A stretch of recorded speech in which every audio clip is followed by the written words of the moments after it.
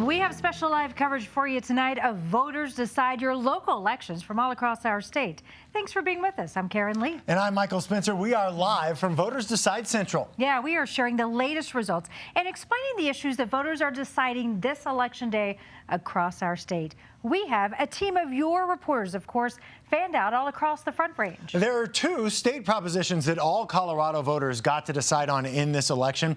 Proposition MM increases state taxes on people who make $300,000 or more and would use that money for school meals and food assistance programs. You can see the numbers on the monitor behind me there. This is the first batch of results that dropped at 7 o'clock so far. Proposition MM passing with 54% of voters voting yes. Proposition LL would allow the state to keep excess tax revenue that it collected to fund healthy school meals rather than refund it to the high-income earners who have been paying that tax. Here's a look at those numbers. So far, 62% of voters voting yes on Proposition LL. Karen, those are the two statewide measures that we are watching tonight. There's also a lot of people paying attention to what's going on in Denver. Yeah, of course. Denverites deciding on bonds, funding everything from city parks to housing, health care centers. Got a lot we're going to hit on tonight. Let's show you how the Vibrant Denver bond results are shaking up. Vibrant Denver 2A would fund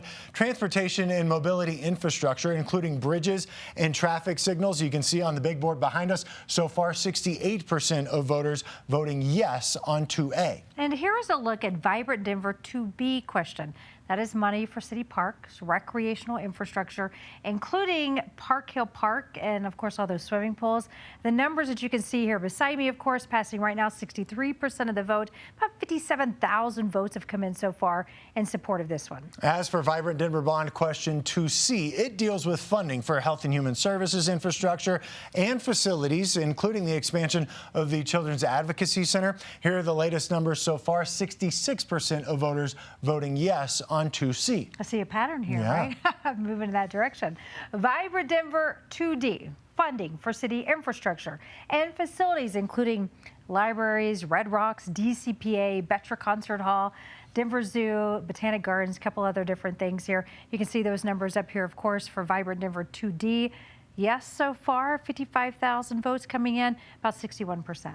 As for Vibrant Denver 2E, it deals with funding for housing and shelter infrastructure, including accessibility and reducing rents. Yet again, Denver voters, at least on 2E, voting yes with 62% of the vote. So all of those passing with yes right now, all right in the 60% range in terms of yes votes. Yeah, kind of see some momentum going there. Your reporter in Denver, Kirsten Roth, has covered the Vibrant Denver bond issues. Joins us live now to talk more about this. And Kirsten, we've been hitting on how much money we're talking about here. There's a lot of money in all of this. Yeah, close to $1 billion in capital infrastructure projects. We just went down the list of measures, but I wanted to point out that if one does happen to fail, it won't affect the others. They can still pass. However, these measures were packed full of projects, leaving voters a lot to consider.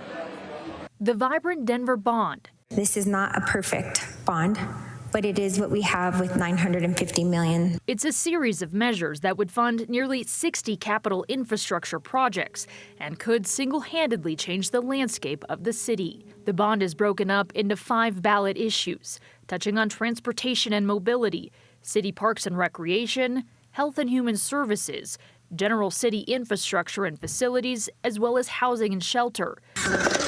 Some notable projects include $70 million towards the development of the newly opened Park Hill Park. Love the idea of a dog park. Transforming roadways near the site of the proposed new Broncos Stadium. And a new $75 million joint training center for the police, sheriff, and fire departments. I think it's due, for us to have a facility that's actually specifically built for the purposes of training police, fire, and sheriff. Although many support these projects, what Mayor Mike Johnston calls an investment, others believe that's really not an investment, it's an expense. If all measures are approved, the total cost with interest over time could be closer to $2 billion.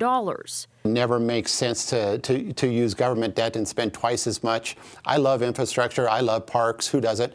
But if we don't use debt, we will have twice as much tax money for these parks and this infrastructure. Jason Bailey leads Citizens for No New Debt. The organization and its supporters believe taking on this new debt will ultimately hurt the city. Here's the thing. We will have more parks and more roads when we get off debt, and it's just basic math. You know, we need to stop giving the money to the banks. I have spoken with different organizations such as the Denver Police Department and Denver Parks and Rec, who's overseeing the Park Hill Park development. They tell me even if these measures fail, they will continue to seek alternative funding options. So in the event a measure fails, that is not the end of the road necessarily for these projects. Live in Denver, Kirsten Roth covering Colorado First.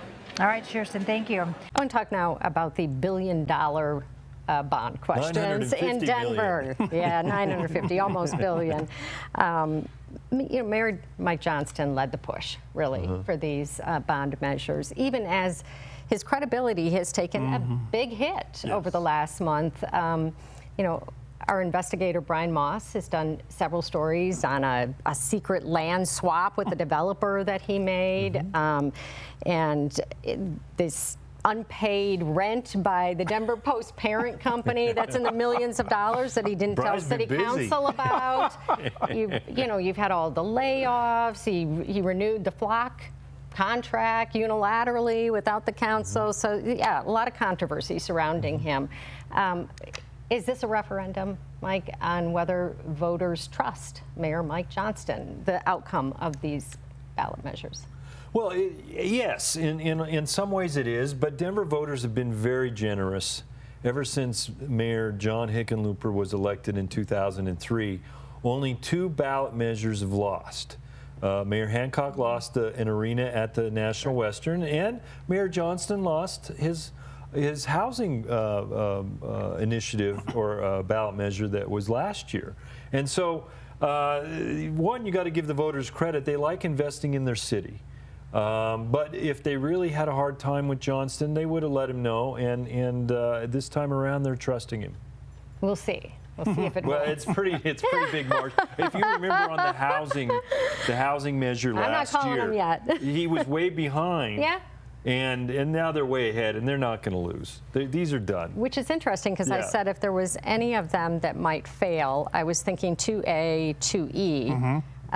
2A, because it deals with, I mean, it's the biggest one of them, $89 million, I think. 6 in a row. I mean, you're not going to.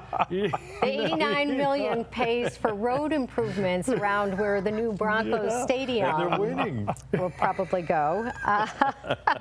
And then, 2E is more money for affordable housing and homelessness.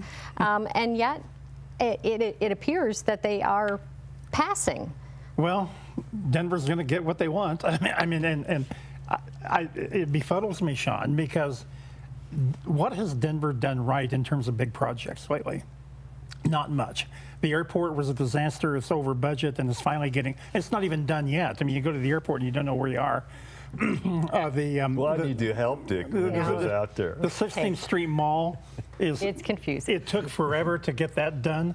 And a lot of businesses went under. Now this Colfax project is same thing, going too long. And now they're going to dive into this debt for these projects. Good luck, Denver. Over 6 years, so it is paid back rather quickly. But it is interesting allegedly. Well, and what is it? Elevate Denver was the last bond measure. They haven't even finished building stuff that was supposed to pay for. That was a 10-year issue. But I can say in the neighborhood I live in, we're not happy with some of the things that haven't started yet. And but I do think this. The airport is making a lot of progress, and people have seen it. They've opened a new security on the east side. The 16th Street Mall finally did open, and it's nice. And that's the key thing. Finally did open, and that's the key. I mean, agree with you on that one. That took a long time. But that's helpful, because if it wasn't open, you could certainly hold that against the mayor. It was going to get done eventually, but I mean, even in Denver, they'll get it done eventually. All right, Karen, Michael, we'll toss it back to you now. All right. You guys are great. Yeah, this is seriously. awesome. We're just learning so much out here. Don't go anywhere, guys, because we are, of course, coming back to you as our election night coverage continues right here on Voters Decide.